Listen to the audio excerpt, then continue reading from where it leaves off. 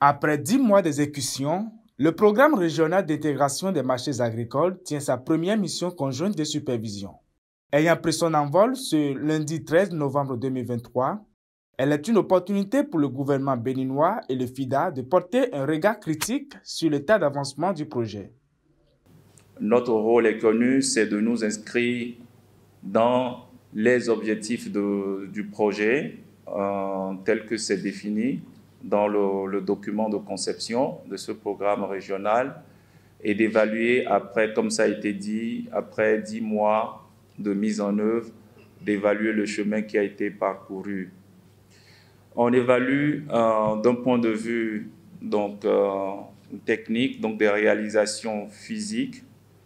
Mais comme on le sait, une première supervision d'un projet, c'est en général pour voir tout ce qui est prévu comme instrument opérationnel, où est-ce qu'on en est dans la mise en œuvre. Lancé en décembre 2022 et prévu pour durer 6 ans, le Prima a déjà réalisé quelques avancées importantes.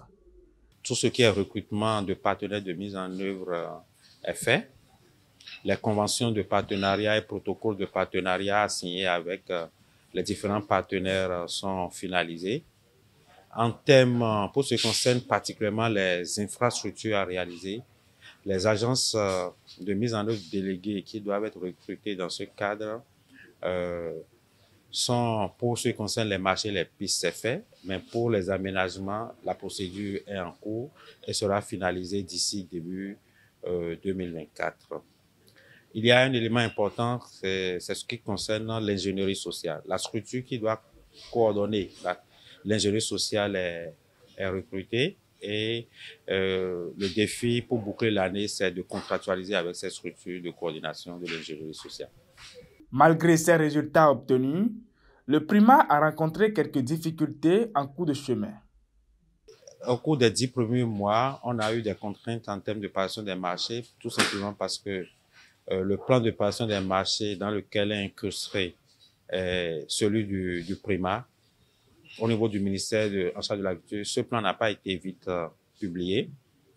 La deuxième contrainte, c'est la rupture de trésorerie que le programme a connue entre avril et mai, de sorte que sur les 10 mois, en réalité, nous avons travaillé que 5-6 mois dans la réalité.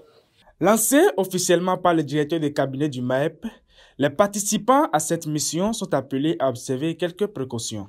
Je voudrais donc exhorter le chef Prima et toute son équipe et tous les partenaires de mise en œuvre à saisir cette opportunité afin de mettre sur la table l'ensemble des préoccupations recensées dans le cadre de ces différentes séances de sensibilisation sur le Prima, de conception des protocoles, conventions et ceux des préoccupations des plus banales aux plus fondamentales.